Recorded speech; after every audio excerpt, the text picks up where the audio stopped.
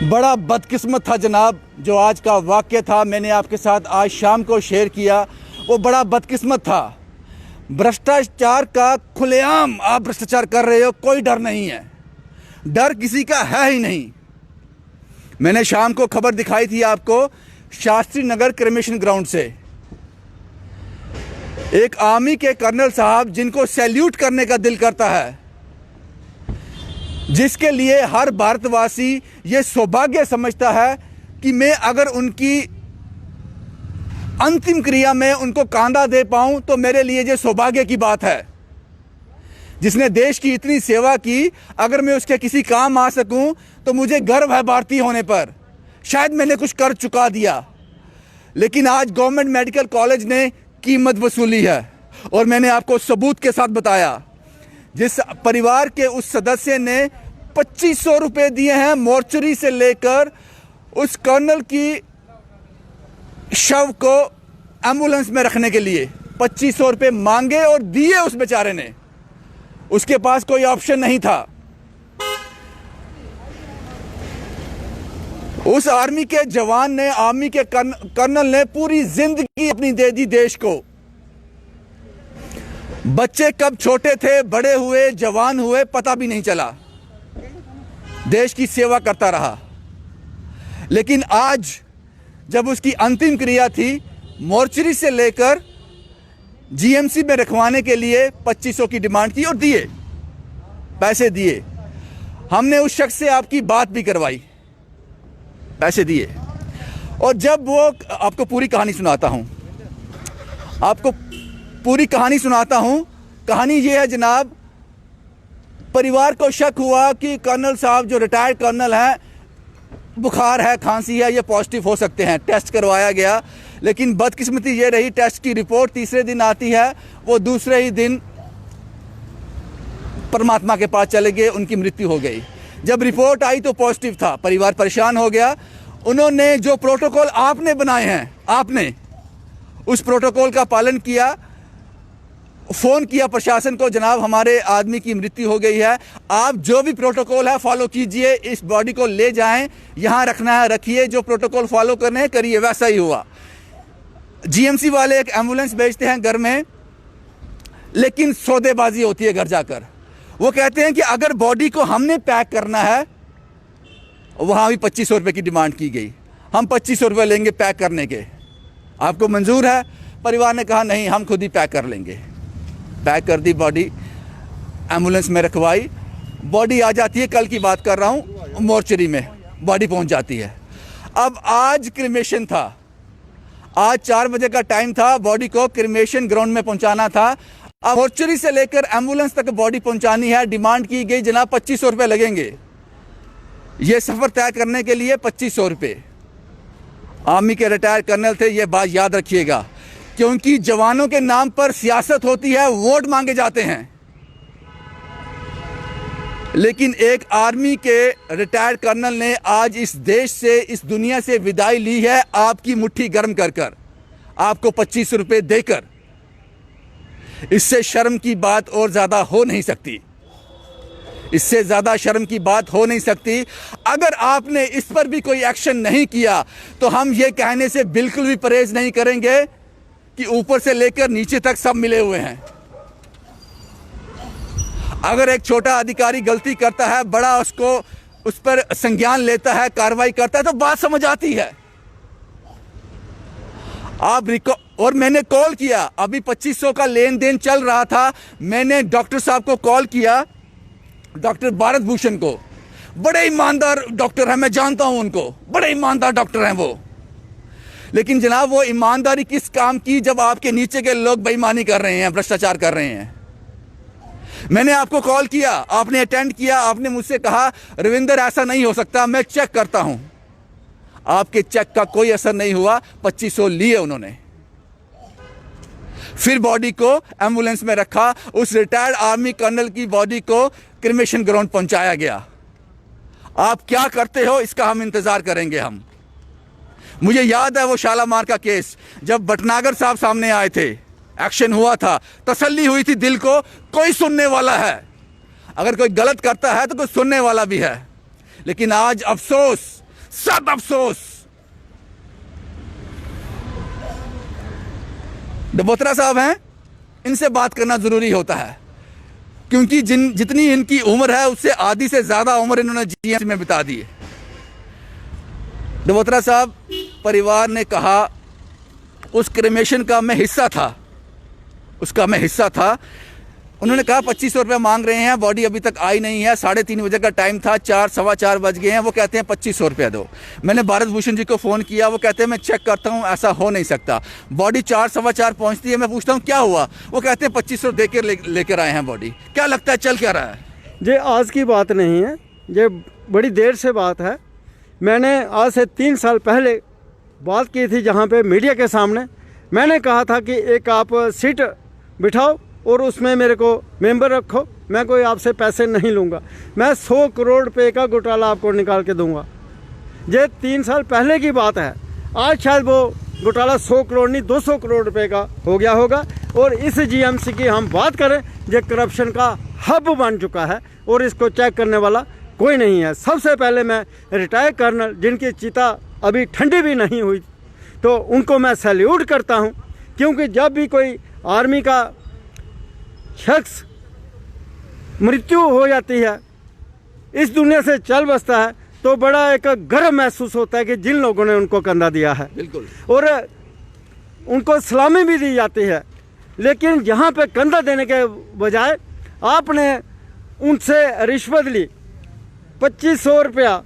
तो उससे पहले भी जब एक बिश्ना के कारपोरेटर थे, उनके बच्चे की डेथ हो गई थी, डेड बॉडी मिली थी रेलवे स्टेशन बाड़ी ब्राह्मणा की वाली साइड में 2-3 दिन के बाद, तो उसको भी जहाँ पे पॉजिटिव करके रखा गया। 2-3 दिन वो तड़फते रहे अपनी डेड बॉडी लेने के लिए। उनके साथ भी ऐसा हुआ, जब उनको ताबूत दिया गया तो उनसे 3500 रुपया लिया गया ताबूत का। उसके बाद जिनका आप नाम ले रहे हैं भारत भूषण जी का, बहुत हानेस्ट बंदे हैं, बहुत मेहनती बंदे हैं, दिन रात एक करने वाले हैं, लेकिन उनकी कोई सुनवाई जहाँ पे नहीं है।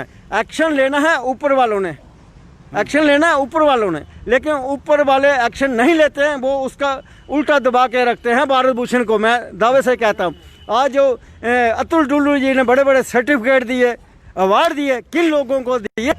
जो लोग कोरोना काल में 6 महीने 7 महीने नीचे इमरजेंसी तक नहीं आए, ये भारत भूषण ही उनको तब भी हर एक को ऑबलाइज करता था, इन लोगों को बचाता था।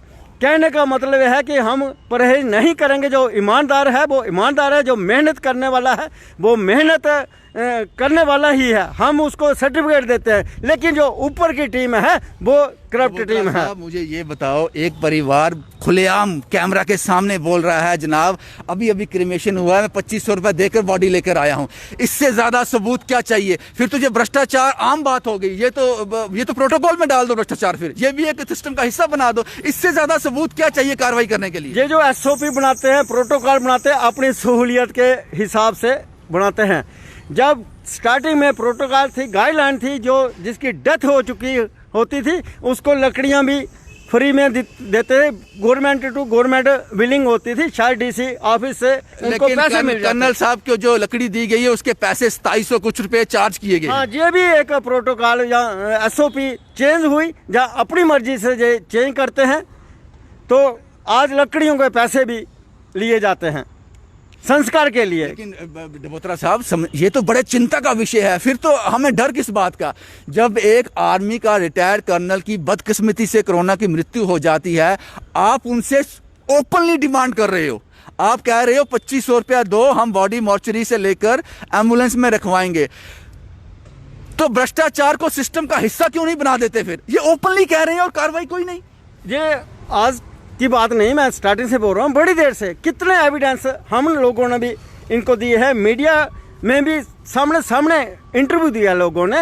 ये एक जैसे कोर्ट में स्टेटमेंट होती है ना जज के सामने, तो इसको ये सही बात है जी, चार्ज होते हैं यहाँ पे, बिल्कुल चार्ज होते हैं। लेकिन ये तो एक छोटा सा मसला आपके सामने आया, लेकिन मसले क्यों नहीं सामने आते? लोग सोचते हैं कि हमारी डेथ हो गई है, बंदा चला गया है, तो हमने ये 2000-2500 की बात क्यों करनी है। और कुछ लोग डरते हैं कि हम अगर बात करेंगे कि हमारे से 2500 रुपया लिया, सोसाइटी में हमारी इंसल्ट होगी, लोग ये कहेंगे। तो बत्रा साहब, मुझे वो वक्त याद है जब किसी के घर में कोरोना पॉजिटिव पेशेंट होता था, ये लोग उसको ऐसे ढूंढते थे किसी घर में टेररिस्ट घुसा हुआ है, पुलिस लग जाती थी, तारें बिछ जाती थी, सैनिटाइजर आ जाता था, और वो परिवार कहता था छोड़ दो, हमारे पास जगह है, हम आइसोलेट कर देंगे। कहते थे नहीं जनाब, अभी लेके जाना है। लेकिन आज जब पैक करने की बारी आती है, आप कहते हो 2500 दो, अगर आप नहीं 2500 देते तो पैक आप खुद करो, आप भी कोरोना पॉजिटिव हो जाओ। और तो क्या कहेंगे इसको? मुझे समझ नहीं आ रही, मैं कैसे डिस्क्राइब करूं इसको। मैं ये कहना चाहूँगा, जो कोरोना काल में से हम गुजर रहे हैं, इसको हमने मतलब एक अपॉर्चुनिटी बना लिया है, व्यापार बना लिया। हाँ, व्यापार बना लिया, अपॉर्चुनिटी। भगवान ने हमें कहा था कि आप सुधर जाओ, कुछ सीख जाओ, ठीक है, लेकिन हमने उसका उल्टा किया कि हमने एक कोरोना को भी अपॉर्चुनिटी बना लिया, और कहाँ कहाँ से हमें पैसे आएंगे हम वो पैसे बनाते रहेंगे। और ये नीचे से लेकर टॉप लेवल पे करप्शन है, अगर नहीं है तो 24 घंटे के अंदर अंदर इसकी इंक्वायरी होनी चाहिए। और अगर इसकी इंक्वायरी नहीं होती तो हम ये कहने से परहेज नहीं करेंगे कि सारा तालाब ही गंदा है। बिल्कुल सारा तालाब गंदा है। 24 घंटे का हम भी इनको वक्त देते हैं कि इसकी इमीडिएट इंक्वायरी करें, और जो कल्प्रिट है उसको जो कानून के मुताबिक सज़ा बनती है वो सज़ा दी जाए। अदरवाइज हम भी इसके लिए कोई प्रोटेस्ट करने के लिए जहाँ पे भूख हड़ताल पे बैठने के लिए मजबूर हो जाएंगे।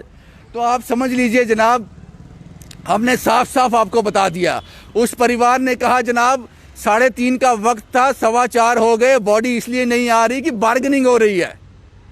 2500 दिए जनाब, हमने 2500 देकर बॉडी लेकर आए हैं।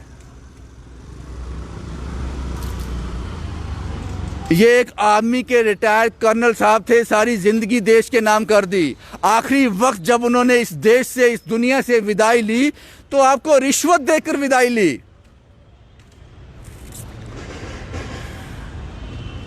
एलजी साहब के ऑफिस से, डीसी मैडम अगर आप देख रही हैं, आपका कोई ऑफिसर इस रिपोर्ट को देख रहा है, जीएमसी का कोई ईमानदार ऑफिसर इस रिपोर्ट को देख रहा है, अगर आप कार्रवाई अभी भी नहीं करते हो